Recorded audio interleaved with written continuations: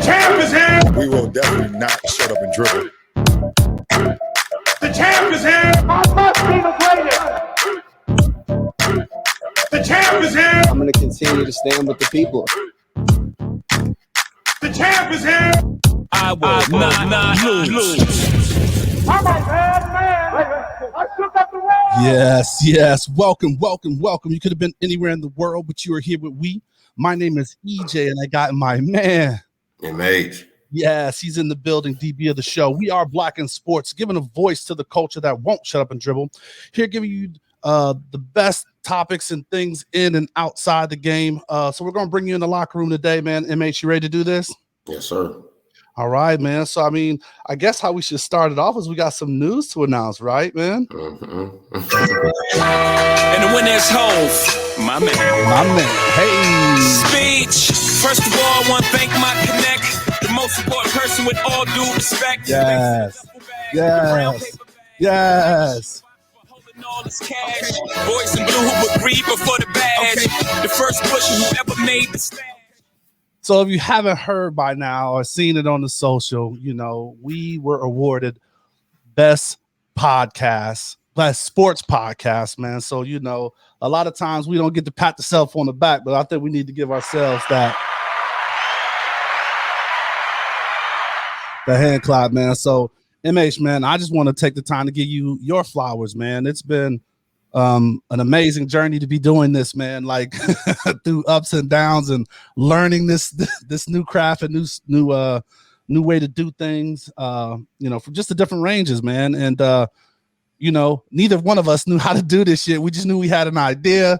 We had a great vibe of how we balance each other, man. So it's been an amazing journey. So it's good to kind of just get recognized, right? Like, on no matter what scale it is, even though we enjoy it. I think we talked about it even when the times was hard. This was just something that, was almost like therapeutic for us, man. It's like for these times that we get in here and like once we lock in, like, we just forget and we go in. So I just want to say, man, it's been an absolute pleasure and a blessing, doing this with you, man, and sharing a little bit and growing our audience, man. Likewise, man. First of all, thank you. But definitely appreciate you and all the hard work that you put into building this thing. It's been a process. Obviously, we've been doing it a little bit for 2 years, but the conversations started before that. And sometimes success is about consistency and continuing to build the work, put the work in, and your leadership and just the overall flow of the show, man. We're continuing to build, we continue to improve, but some people are noticing, so that's a big thing. So definitely congratulations to you. Thank you for all your work. I'm just excited to be a part of it and see what the future continues to hold. Absolutely, man. We just keep going, and thank you, the listeners. The support. Because we get different kind of support, man. Support people, just commenting or giving show ideas on the social, so that's a big part of it. So we appreciate everybody that started this journey, who's just starting the journey, and who's going to continue this journey with us, man. So it's been a blessing. Fact, shout out. Thank you. Yes. So we've done a lot, man. And I think, in this little bit of time of reflection, man, we never stop. We touch on this topic, but we never stop just to kind of check in, man. So, from brother to brother, man, I want to check in with you, man, and just say, this topic we're going to touch on is just the mental health. We talk about it because it naturally comes up in the conversations, whether it's our interviews we have with people transition in and out of the game to just things that we report on that we've seen as topics that we've had in the show. So, as we get into this mental health thing, the way I want to start it out, man, I just want to ask, man, brother, how are you doing, man? Checking in. Yeah, I'm alive. And I think we got to count our blessings off top. So I'm alive, and my family's healthy, and I'm of relative good health and everything. There's obviously peaks and valleys to everybody's life, or ups and downs. Say it again. Yeah. But similar to to I Am Athlete, Brandon Marshall and Ocho and Channing Crowder and Fred Taylor. They have a great podcast and great show. They kind of do a mental check-in about personal business, and I think there was something else, I guess a mental kind of check-in. But Right. I think business is good, and my family's healthy. And like I said, there's been some top days for us and some lower days, but we're good. We're blessed, and I'm blessed, and so I'm doing all right, man. How are you doing? No, man, I'm in a great space, man. I think, like you said, winning an award on International Podcast Day. Like, I didn't even know that was I mean, there's so many damn days now. Right. It's like, shake your left hand day and shit like that. So I don't even know. But regardless, on International Podcast Day, for us to get honored, man, that was definitely one of those things just to let you reflect. Like you said, business wise, man, things are going good. I can't complain on that front. And family, they're holding up. So I got family that's back in Ohio, family in Houston, family all over. But for the most part, man, everybody's doing okay, right? Like, not in the devastating valleys. And there's some issues that some of my family, prayers go out to my family in Sacramento, Sure. Going through something. But like you said, man, it's those ebbs and flows a day. So, but man, good, man. Happy to be here, man. Because could be on the other side of the dirt, and that's all bad. Definitely. All bad. Wouldn't be here to talk about it. So for sure. But but mental health, man. And I know we keep it sports centric, and I know it's a bigger, broader conversation. But what's happened is like it was so taboo, and it's still kind of taboo in sports, right? And it goes from all levels. And I know our podcast and our show is really just talking about from a sports and a business. We cover it all, but just people don't understand, like in the boardroom there's stress too, and there's people that are dealing with different kind of things, whether it's coaches, whether it's employees, and hell, just I remember we talked a lot about it during the pandemic, and then the Black Lives Matter things kicking up after George Floyd. There's a lot of trauma that maybe unhealed or that we still had to work through and deal with, and we're coming back to these workplaces and this workforce. And the black squares was cool when we were chilling at home, but what's the things that you're really doing actively? So that's an interesting conversation, and I know we'll delve deeper into that, but I just know that trauma is out there, and you're seeing it kind of continue to come up, right? Because what have people done to heal that trauma? Yeah, I don't think healing is a process is different for everybody. So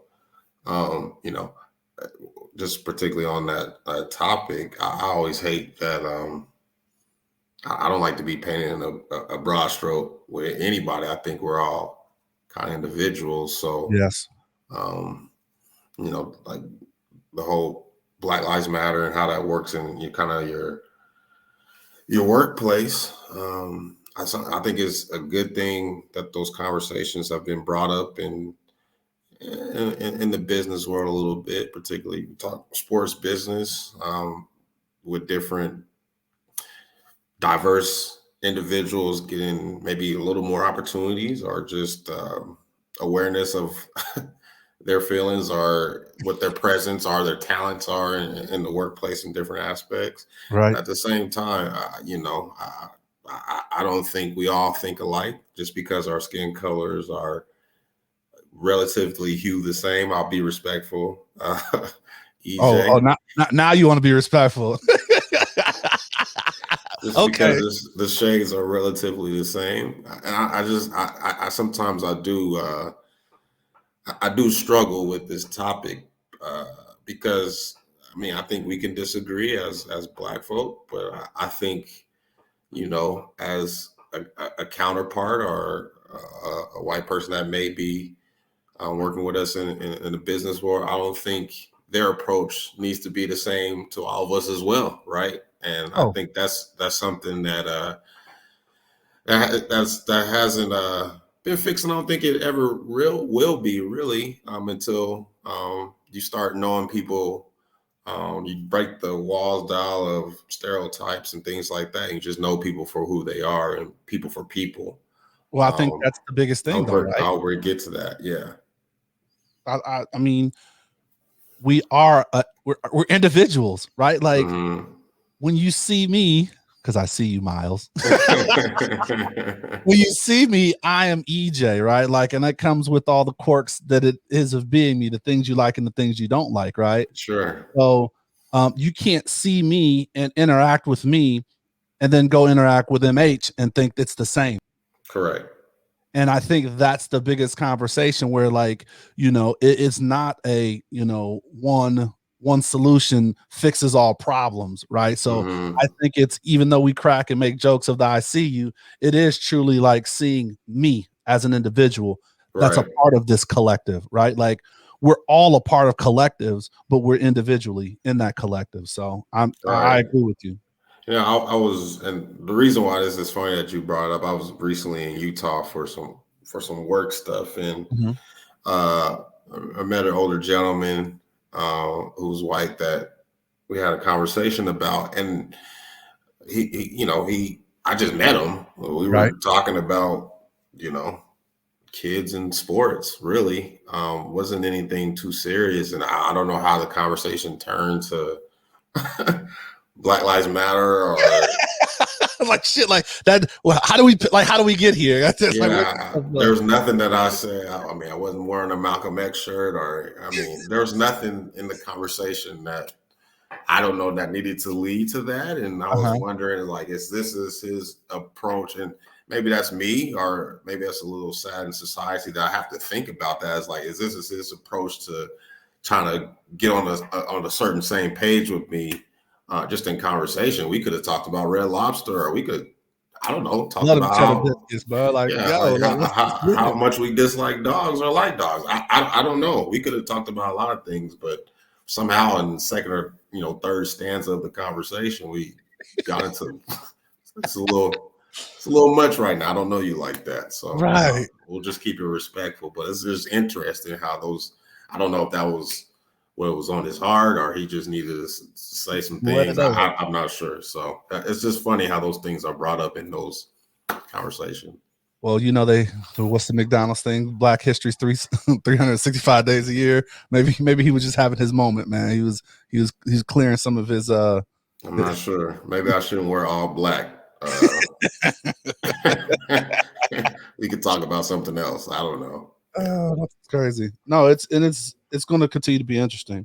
Along with it, we talked about being in the pandemic, and we're talking about athletes, and before the show in prep, we were talking about the Ja Morant interview with Taylor, and it was interesting to hear his perspective, or just not understand some of the things that they had for those guys in the bubble, which is great to hear. But I wanted to talk through you some of the things that he said, and then how that, I don't want to say worries me, but just in that conversation. And I guess I'll start with the first thing. And if you haven't seen that interview, you can go to Taylor's IG and catch Ja Morant's interview. Yeah, Taylor Rooks. And he said, one of the things he said, because there's a couple things I want to hit on. One of the things he said was, maybe when I'm older, I will lean into getting, therapy and have that. So what they had in the bubble is they had therapists, or they said, hey, would you like to talk to someone while you're locked in here without your kids, without your family, without your support system, working. And he just came from a stance of I'm okay, but, I'm in a good spot, and I would use that maybe when I was older. And I was just and I think that's a thought process we have, is oh, that's not for me type situation. No, that's true. So I'm just wow. And it's funny when you think there's stigmas or think there's certain things, and then they come to reality and you see that idea is out there. So it's worrisome. The other one that I can relate to, which is, it's bad. I was going to say it's not good or bad, but it's bad. But when he's oh, I just handle stuff on my own. He's even if I'm not okay, I'll tell people I'm all right, and I just deal with it. And I know us as men, us as black men, probably shoulder that shit more than anyone else. And that's dangerous, man. Yeah, it is dangerous, and I'm probably Old Testament when it comes to mental health. We've touched on it a little bit, but Right. I'm probably closer to Ja Morant, and to me, in a weirdly sadistic, sick way, I was like, dang, it's kind of cool that a young nigga think kind of like me as an old nigga think, right? Like, all right, man, you can suck it up and square your shoulders, as my pops used to say, and kind of push through some things. I guess I'm learning as an adult. Some of that's positive, and some of that probably could be worked on, as you said. It might not be as as healthy. No, Um, 100%. yeah, so I'm definitely something that this topic is something that I'm working on. I guess I could be candid on it, but yeah, this is something I'm working on. I don't understand some things, and some things I think I can just suck it up and keep moving. And I think, from a sports mentality, right? That's what we're taught, like at least from, our generation, right? Like, I mean, hell, we were from the generation where it was weak to get water. Like, you don't get water, and that was a Sure. punishment. So, Hmm. I think that stigma, like, it's okay. Like, I'm not someone that's crying about something and running to something. Like I said, I'm on the part where he says when I'm getting older, maybe I would get that. I'm like, oh man, that's an interesting, but not doing it, um and just carrying on our shoulders, that's just, I don't think that's a positive trait. And I think we need to get to a space where it's like, I know I can carry this much on my shoulders. Now when this shit starts, like, my knees are shaking, you know what I'm saying, I'm wobbling a little bit, Hmm. I done scrape my knees a time or two, you know understand that it's okay to get some help or guidance. It doesn't have to be help, and it doesn't have to be like talk to a therapist. It's just having, that one-on-one. I've vented to you sometimes, where it's not about getting therapy, but it's just about telling them, like, look, man, this shit is fucked up, and this is how I feel about it. I just had Sure. to tell somebody before I, walked off and put them hands on somebody. Yeah. No, that's a good point, and I guess maybe to your point earlier, there's still a stigmatism around the word therapy. Therapy can look different in a lot of different ways, right? Absolutely. Sometimes stress reliever for me is I'm gonna play a couple games on Madden, right? I just got to do something. Um, but I think another thing that he really said in the interview that was interesting to me as well is that he doesn't like letting a lot of people into his like personal business type of Yeah. thing in his bubble. He doesn't like to talk to people about what's going on. And I can understand that. And I don't know if that's something that we as black men or just some people in general just have to kind of get over that time, that stigma of it, where you just don't let people in like that. Get close. For me personally, I don't like to be easily read. That might be if you're in the zodiac signs, maybe that's a Capricorn thing. I just don't like to really be easily read. I don't like for people to know my emotions or how I'm feeling by just uh, interacting with me, whether that be in conversation or just every day. I don't want to say, "Damn, you happy today? You're in a Right. great smooth," or "Damn, what's wrong with you? You sad?" I just don't like feelings to be easily discerned like that. So I think a lot of times, to your point, like you just said, man, you can hold some stuff in and carry more. And I think it changes obviously with where people are in life. I'm new to being a father and married now, and sometimes I'm like, man, I gotta be stable, right? I gotta be Right. You the somebody has to be, provider. yeah, somebody has to be a sense of stability, or we're gonna break down as a family. Right. And I guess that's not always healthy, right? As well, because if I'm not mentally strong or mentally stable, then I can't really pour into my wife or kid the right way either, right? So something I'm learning, man. I learn from you all the time with this subject. So yeah. And it's I think that was a great, so that letting people in. And I think that's where people may not have understood the Naomi Osaka thing with Mhm. making herself available to the press, because she's like, yo, like, man, I'm not right with letting you, like, I'm attempting to be a face and getting asked these questions, but if y'all can't respect it, then y'all ain't got to see me. Like, I'll be out this Yeah. bitch. Like, I don't have to be here, right? Like, so Mhm. he somehow felt disrespected, or that they were engaging or too close to her and her feelings, and like how they came at her, right? Like when she won the first time and the questions they asked her about Serena, right? And then, just after her matches and the things that she's dealing with, she's like, I'm out. Like, I don't have to deal with this, and I won't deal with this. So I think that's definitely on par with kind of what you were saying, man. Yeah, with Naomi, yeah, it's easy for me to outside looking at her and say, hey man, you're at a you're at a rare position in life where you're at a platform, and where your talent is kind of your mental, I guess, strength, and growing up as an adult should kind of make your talent and athletic ability a little bit, and you should be like really like striving right now. Right. But that's just me as a fan looking at her, not me as a person looking at another person, right? And Yeah. maybe just because she's talented at something doesn't necessarily mean that she's feeling all the way good about it. Just because of where she has, or maybe she's just kind of burned out a little bit. She's been doing something for the same, and maybe tired of being defined as just a tennis player. Maybe she wants to be defined as some other things. So there's probably a whole lot that goes in with that.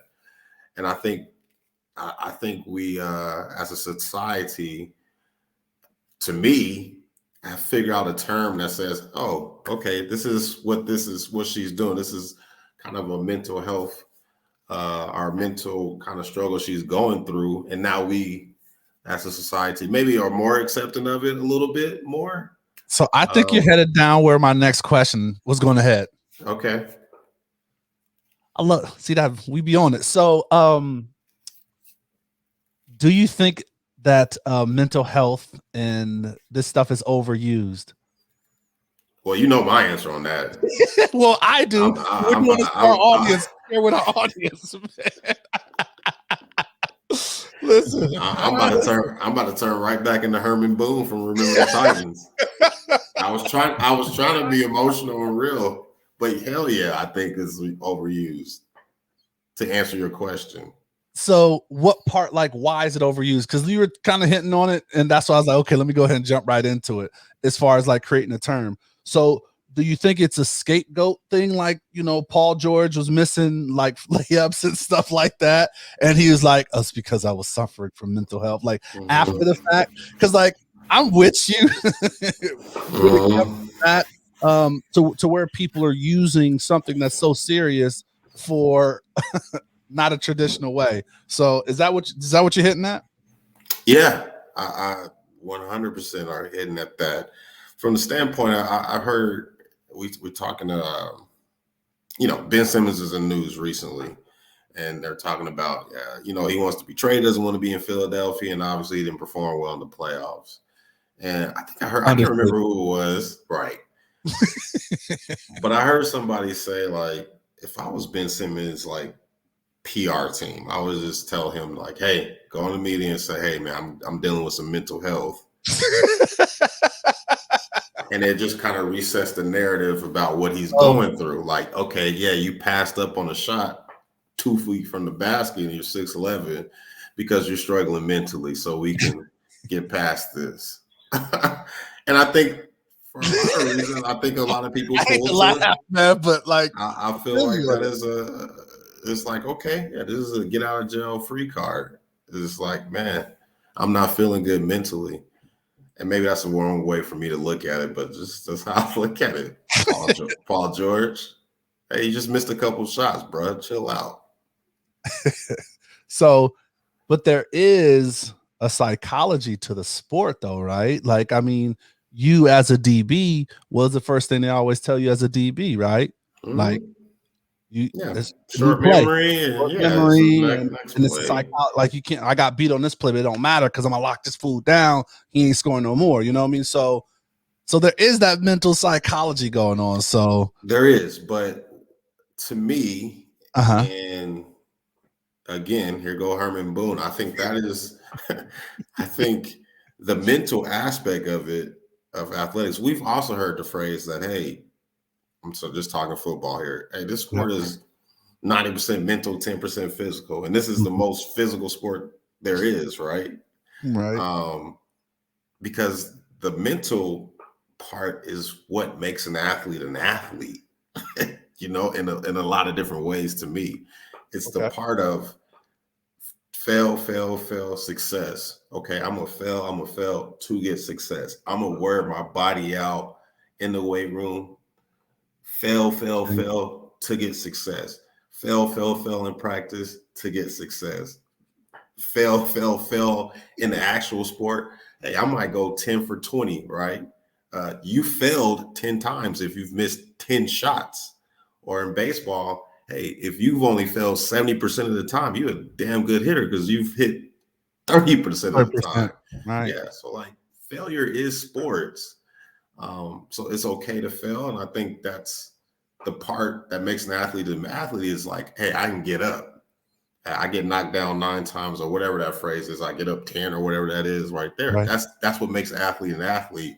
And somehow in the mental health conversation, to me, I think we've just lost the essence of what makes an athlete. The athlete is success and failure. How many times I can be successful after being failed? We talk about it all the time on our show. Every one of our hosts that say, hey, when is there a shoot your shot moment? When did you like, hey man, I'm gonna go for it. I'm going for it. Whether I fail or succeed, I'm going for it. And we've had some people fumble, drop the ball, have to pick it, scoop it off the backboard and try it again. That's success. That's sports. That's what it is. Sports is failure. That sounds brutal, but it is. That's what sports is. I don't know. We've lost that a little bit, society. Now I'm Kevin Samuels. Where my Red Bull at? How tall are you? Dress size. Dress size. What do you do for a living? Get your shit together. No, man. And I think there is that fine line that you dance, right? Because,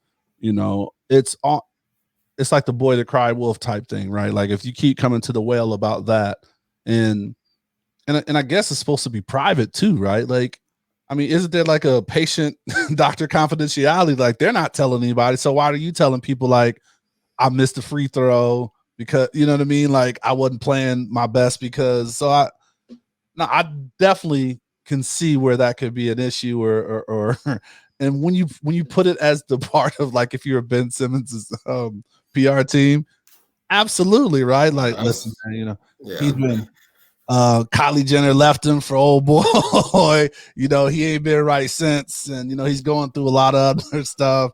Just mental health issues, man, and we got to protect his mental health. So that's hilarious, man. I mean, I hate to laugh. I'm not laughing. I'm not laughing at mental health. I'm just laughing at the scenarios of like these predicaments that athletes can kind of be in, and if they need an out, I mean, that's definitely one of them, man. For sure, man. How did we started? We started here, right? And then we got right back into. Well. Anyway, well, I mean, I can sum my thought up with this. Okay, let's do this, man. Let's wrap it up, man. Hit us with that final thought, man. Wrap it all up for us. Put that bow on. I've said I don't know. I don't think. I couldn't say think. I know God doesn't make mistakes, right? Yes, facts. We know that. And I also think that God, he knows everything that was going to happen before it happened, right? So I'm not saying like God's like, man, what the hell is going on? But I am saying that I'm pretty sure humans are not designed to have as much information we have. Oh, we talk. Oh, continue access to this. Okay. Right? I don't think we're designed to know what everybody's thinking at every walking moment, at all the time, or we're not supposed to know. I'm not supposed to know what an MH across the globe is doing right now.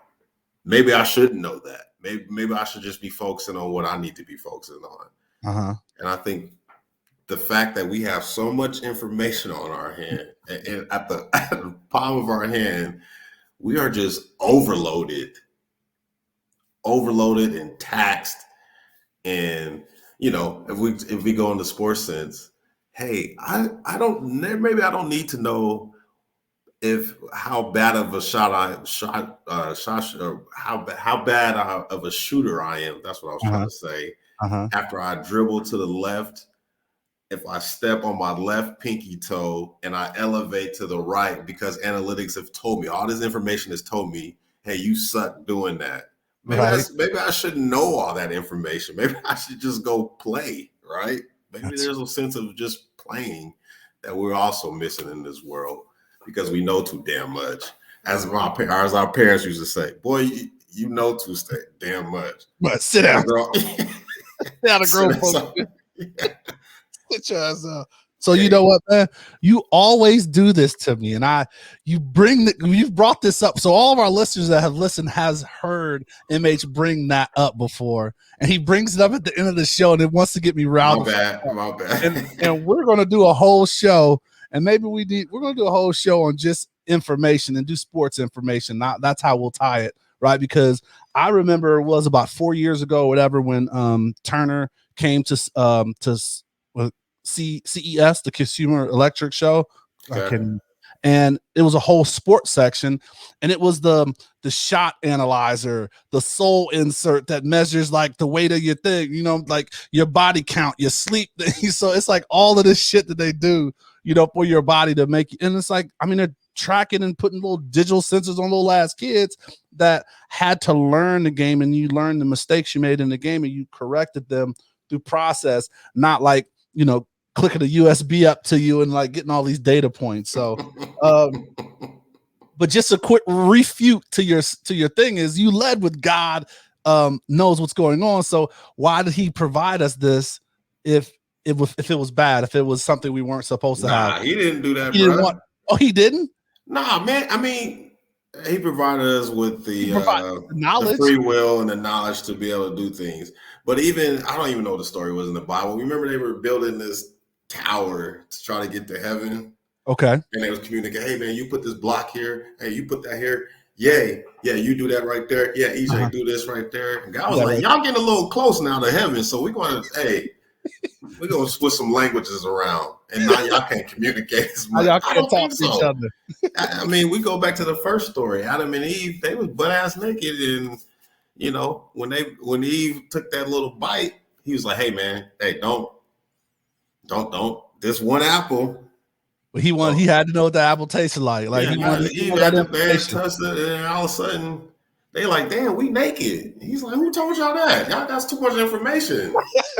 Who told y'all I was naked? How do you even know what naked is? Huh? Yeah, you don't even you in grown folks' business now. You don't set that there, right there. Put your ass down. I told you to stay over there. You had all this and you came over here. See, I don't think we're designed to have this much damn information, is what I'm trying to say. We are definitely doing the show on this. We know too damn much. No, I disagree with that. Like, I mean, I know too damn much. But I disagree with that, man.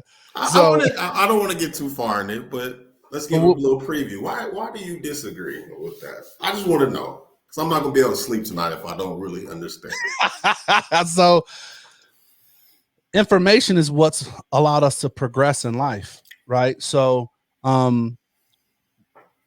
we didn't put food in refrigerators, so food spoiled fast, right? So we learned how to refrigerate our food, right? We started coming up understanding all of these spices, right, that God put on this earth, and was like, yo, you see this little salt tablet, man? If you crush that up and you sprinkle that on some French fries, and you got a hell of a meal. Mm-hmm. So I think that all of those things, and then if we can talk about health, right? We are understanding the social sciences about even like the chemical buildup of the brain, right? Your medical favorite, CTE, like don't roll your eyes, man. No, I didn't mean to. You're trying to hold it in, but CTE, right? Like, those advances in science that we found out about. So I think that those things of information are good. And I do believe there's a such thing as information overload, right? Mm-hmm. But I do think it's great to have information, because that's how you make informed decisions. Yeah. And I'm gonna leave it at that. Yeah, I'm gonna say like Ocho say, man. There's a fucking callus that builds up, right? We don't learn too much. That's why we getting hurt. I believe. Back to the health stuff. Cam Newton start knowing too damn much about health and what he should put in his body, and he ain't been the same since he stopped eating meat. Boy, if you don't get your butter chicken sandwich and go play, I ain't talking about he a vegan. He ain't been the same since. So I think we know too damn much. But we can talk about this more another day. Too much damn information, boy. Go play. God done bless you all this damn information. He done blessed you with all this skill, and now you want to eat peas and salad all day? You say he needs to get him one of them Popeye chicken sandwiches. Boy, go get you a sandwich and stop playing. No. Go get him a little rib dinner or something like that. He's down there. He's over there eating crushed beans and whatever he eating. I don't know what he eating. Yeah. Hilarious. Go get you some meat, man. So there was MH's final thoughts, man, as we wrap it up, man. And just, I know we went off on a tangent. Anything else about the award or just you want to thank the people before we get out of here? No, like I said, man, gratitude to everybody that has listened. Everybody that is joining and listening now. Love to hear you guys' insight on ways that we can always improve the show.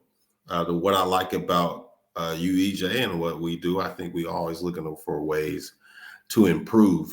I don't think we're two people that sit idle and bask in whatever glory or whatever award that we get. I think that just gives us more fuel to go for the next one. So yeah, I'm excited, bro. There it is, man. Well, hey, brother, I appreciate you, man, for sharing that. You know, we did have to. It's good to check in, man. I want to thank you all the people for listening and helping us get to where we got.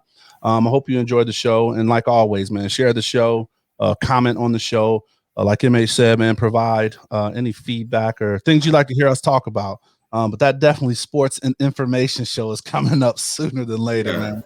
We're gonna have to pull out all the guns, man. I might have to pull some backup in here with me, man. So you get your people, MH. I'm gonna get my people, man. We're gonna have this battle out. You know what cool. I mean? While you get 20 bullet points, I'm gonna have 2 damn bullet points, and I'm sticking at him.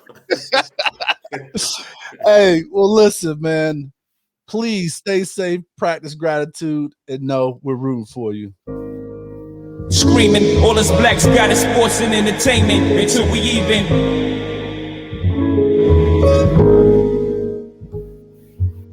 Assuming I'm rooting for everybody that's black. Yeah. Yeah. Assuming I'm rooting for everybody that's black. Assuming I'm rooting for everybody that's black. Spent about 2 racks on handmade new rags. Assuming I'm rooting for everybody that's black. That's everybody from sports to college class to rap and back.